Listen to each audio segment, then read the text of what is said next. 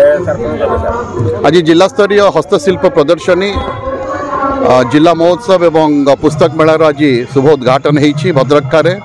एवं ये अनेक जिलूर एवं आम जिलार हस्तशिल्प ये प्रदर्शित होती बहुत खुशी लगुच जे खूब निखुण भाव में कारीगरी से माने प्रदर्शित कर आशा करुँची आम जिलार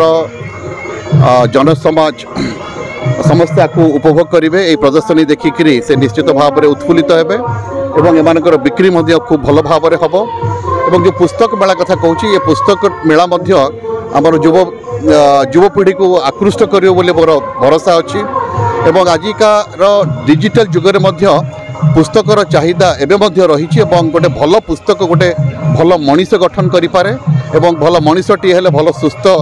भल मनीष किए सृष्टि हेले भल समाज एवं सुस्थ समाज गठन हो पार तेणु मो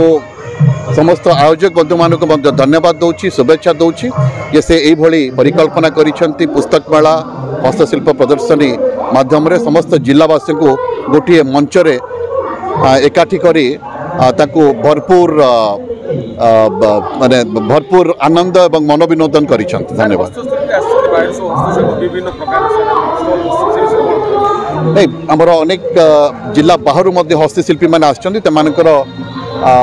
प्रोडक्ट्स गुड़िक से प्रदर्शित कर